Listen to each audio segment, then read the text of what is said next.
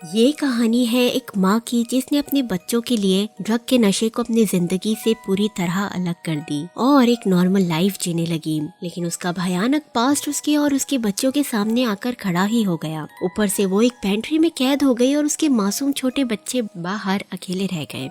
अब वो कैसे अपने बच्चों की हिफाजत करेगी, देखते हैं आगे। मूवी की शुरुआत में लेनी नाम की छोटी बच्ची को दिखाया जाता है। वो एप्पल फार्म में घूम रही थी। उसने नीचे गिरे हुए एप्पल्स में से एक फ्रेश एप्पल उठाया और उसे घर लेकर आई। उसने बड़ी मासूमियत से वो एप्पल अपनी माँ जेसिका को दे दिया। लेनी अक्सर फार्म से एप्पल्स कलेक्ट करके लाया करती और जेसिका को दे देती। जेसिका उस एप्पल को बाकी एप्पल्स के साथ रख देती है और लेनी को समझाती है कि वो ये एप्पल्स नहीं खाते। जेसिका की बात करें तो वो 2 बच्चों की सिंगल मदर है। उसका एक बेटा मेसन है और बेटी लेनी। जेसिका का पास्ट कुछ ठीक नहीं था, बल्कि बहुत खराब था। वो एक ड्रग एडिक्ट थी, लेकिन अब उसने अपने बच्चों के लिए सब छोड़ दिया था। वो फिलहाल उसकी ग्रैंडमा के घर में रह रही थी, जो शहर से काफी दूर था।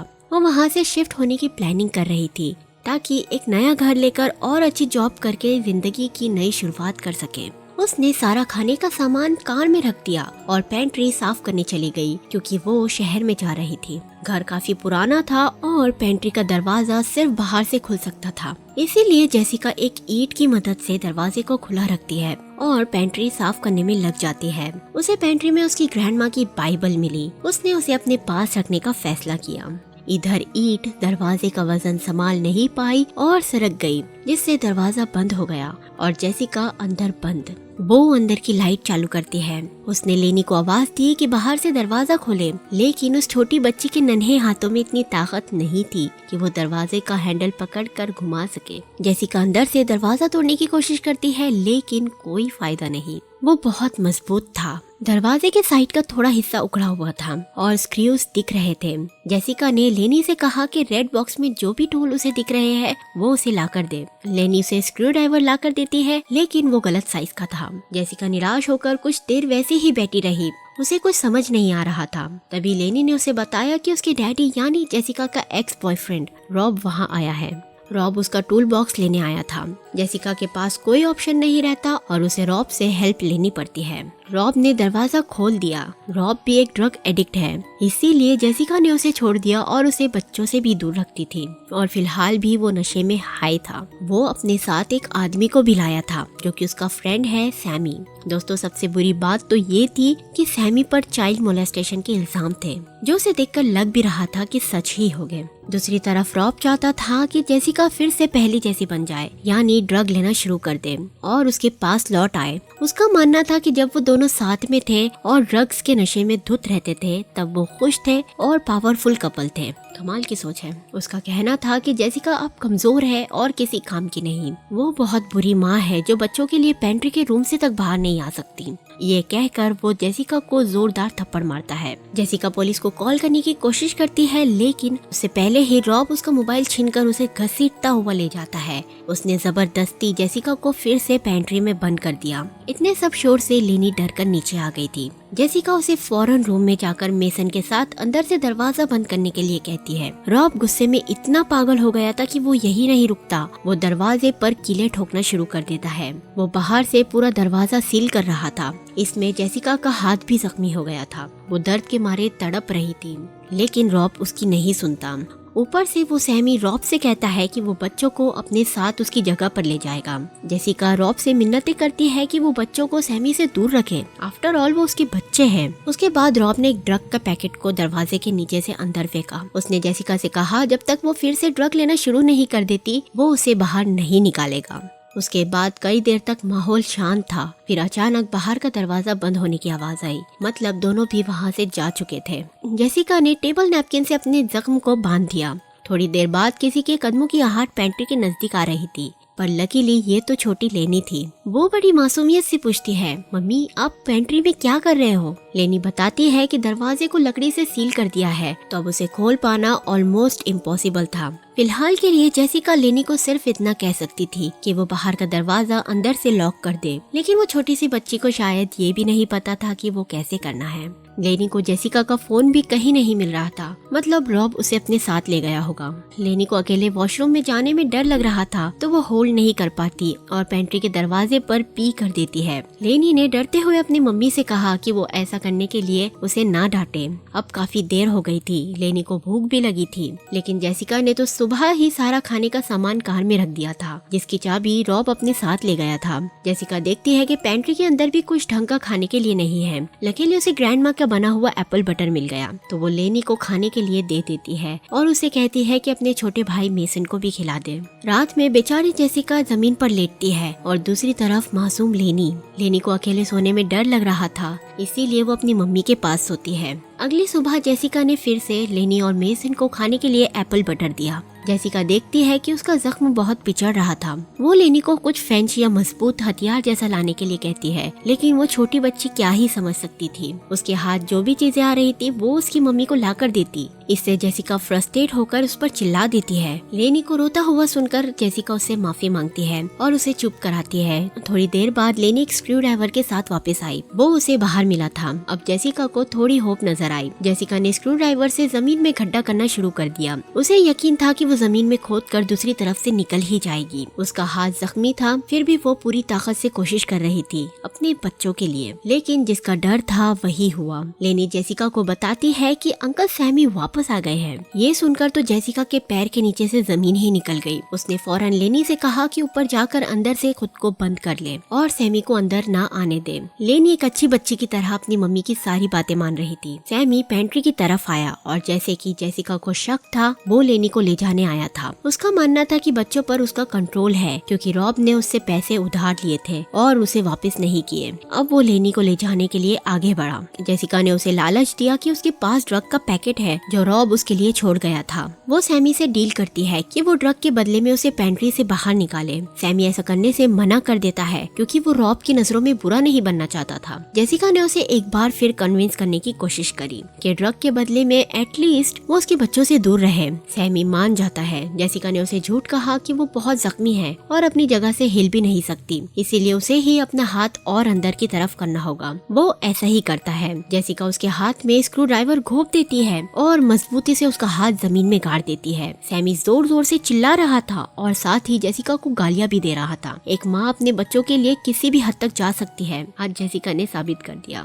थोड़ी देर बाद सैमी जेसिका से मिन्नतें करने लगा कि उसका हाथ स्क्रू ड्राइवर से निकाल दे, लेकिन जेसिका उसे इग्नोर करके जमीन में खोदने का काम चालू रख। फ्रस्ट्रेटेड सैमी जेसिका को चिढ़ाने लगा कि आज नहीं तो कल जेसिका टूट जाएगी क्योंकि एक नशेड़ी कभी भी सुधर नहीं सकता। पर उसे क्या पता, एक माँ इरादा कर ले तो किसी भी चीज को छोड़ सकती है। अचानक पूरे घर की लाइट चली गई। ऐसे में जाहिर सी बात है लेनी को डर लग रहा था। वो अपनी मम्मी के पास नीचे आती है, पर उसे नहीं पता था कि असली राक्षस तो नीचे उसकी मम्मी के पास ही वेट कर रहा था। सैमी को मौका मिल गया। वो लेनी को पकड़ लेता है। उसने जेसिका को धमकी दी कि अगर उसने उसका हाथ आजाद नहीं किया तो वो लेनी का पैर तोड़ देगा। लेनी दर्द और डर से रो रही थी। जेसिका को अपनी बच्ची का रोना बर्दाश्त नहीं हुआ। उसने पेंट्री में पड़ी अल्कोहल की बोतल सैमी के हाथ पर उंडेल दी और उसमें आग लगा दी। सैमी के हाथ पर आग तो लग गई थी, पर होता यह है कि आग अंदर पेंट्री में भी फैलने लग गई। जेसिका को मजबूरन आग बुझानी पड़ी, लेकिन आग की वजह से सैमी पूरा जल गया था और शायद उसकी मौत भी हो गई थी। जेसिका को लेने की भी कोई आवाज नहीं आई। जेसिका बहुत थक गई थी। उसने कैंडल जलाई, जमीन पर ब्लैंकेट को बिछाया और लेट गई। अगली सुबह वो लेनी को आवाज देती है,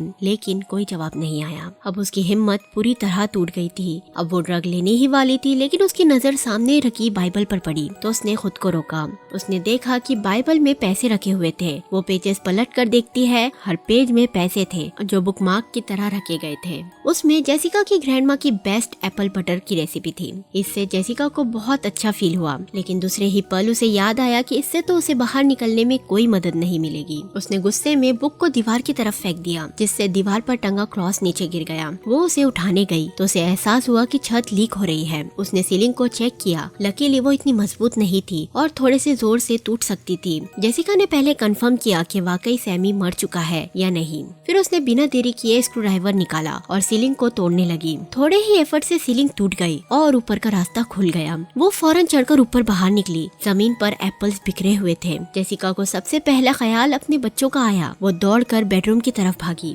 बेडरूम लॉक था। उसने लात मार के बेडरूम का दरवाजा तोड़ दिया। रूम पूरा उथल पुथल था। सभी चीजें बिखरी हुई थी और बेड पर ब्लैंकेट का ढेर था। जेसिका अब हर वर्स्ट चीज के लिए तैयार थी। उसने एक के बाद एक ब्लैंकेट हटानी शुरू की। आखिरी ब्लैंकेट के नीचे उसे दोनों बच्चे मिले, पर लकीली वो सिर्फ सो रहे थे। उन्हें कुछ नहीं हुआ था। जेसिका दोनों बच्चों को अपने गले से लगा लेती है। लेनी ने उसे कहा कि उसे भूख लगी है। जेसिका ने सैमी की बॉडी से उसकी बाइक की चाबी ले ली, लेकिन बाहर तूफान आया हुआ था। वो दोनों बच्चों के साथ कार की तरफ गई, लेकिन कार की कीज तो रॉब अपने साथ ले गया था। उसने कार की विंडो तोड़ा और अंदर से खाने का सामान निकाला। वो सामान लेकर अंदर ही जा रही थी तो रास्ते में एनिमल क्रैकर्स गिर गए। अंदर आने के बाद लेनी जिद करने लगी कि उसे क्रैकर्स चाहिए, इसीलिए जेसिका फिर से बाहर उन्हें लेने गई। लेकिन यही उसकी सबसे बड़ी गलती थी। वो जैसे ही क्रैकर्स लेकर अंदर आ रही थी, उसने देखा कि सैमी खिड़की पर खड़ा है। मतलब ये ढीठ बंदा अभी तक जिंदा था। जेसिका अंदर भागती है, लेकिन उसने पहले ही दरवाजा लॉक कर दिया था। जेसिका ने दरवाजे की कांच फोड़ दी और अंदर आई। बच्चों की आवाज ऊपर से आ रही थी। जेसिका ऊपर की तरफ भागी। उसने देखा कि सैमी ने छोटे मेसन की गर्दन पर चाकू रखा हुआ है। वो उसे भीख मांगती है कि मेसन को कुछ न करे, अपना इरादा बदल दे, लेकिन सैमी पर तो बदले का खून सवार था। वो उसकी बात नहीं मानता। तभी रॉब भी वहाँ आ गया। उसके पास गन थी। रॉब ने सैमी को धमकाया कि बच्चों को जाने दे, वरना वो उसे मार देगा। जेसिका ने फौरन बच्चों को सैमी से छीना। रॉब को लग रहा था कि सैमी ने बच्चों के साथ कुछ तो किया है, इसीलिए वो उसे जान से मार देता है। बाद में वो जेसिका से पैसे मांगता है। जेसिका ने उसे बताया कि पैसे उसकी ग्रैंडमा की बाइबल में रखी हुई है, जो पेंट्री में है। रॉब ने पेंट्री का दरवाजा तोड़ा और पागलों की तरह जमीन पर गिरे हुए पैसे चुनने लगा। जेसिका उसे कहती है कि अब तो उसे और बच्चों को जाने दे, लेकिन रॉब अपनी बात पर अड़ गया था और जेसिका को फोर्स कर रहा था कि उसके साथ ड्रग्स ले। जेसिका जानती थी कि रॉब कितना खतरनाक है और कुछ भी कर सकता है, इसीलिए वो उसका साथ नरमी से पेश आ रही थी। उसने रॉब से कहा कि पहले जाकर कार से खाने का सामान तो लाए। रॉब खुशी खुशी बाहर चला गया सामान लेने। उतने में जेसिका ने रॉब के लिए एप्पल बटर सैंडविच बनाया। रॉब तो खुशी से फूला नहीं समा रहा था। उसने बड़ी खुशी के साथ सैंडविच को खाया। अब बारी थी दोनों की ड्रग्स लेने की, लेकिन वो बच्चों के सामने नहीं लेना चाहते थे, इसीलिए दोनों दूसरे रूम में जाते हैं। पहले रॉब खुद के लिए तैयार करता है और ले लेता है। फिर उसने जेसिका को कहा कि अब उसकी बारी है। जेसिका उससे थोड़ा टाइम मांगती है, क्योंकि वो बहुत दिनों के बाद ये सब कर रही थी। रॉब चिढ़कर उसे गन से धमकाता है और कहता है कि जल्दी ड्रग इंजेक्ट करे, लेकिन तभी उसे कुछ होने लगा। ड्रग का असर उस पर हो रहा था। जेसिका मौके का फायदा उठाकर बाहर भागती है। वो ऊपर बेडरूम की तरफ भागी और रॉब भी उसके पीछे।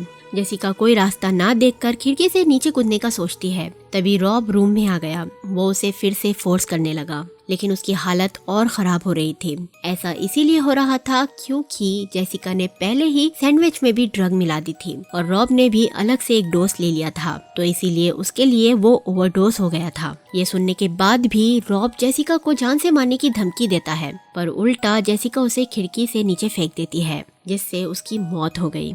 दोस्तों, नशा इंसान को किस हद तक खत्म कर देता है और उसे जानवर बना देता है।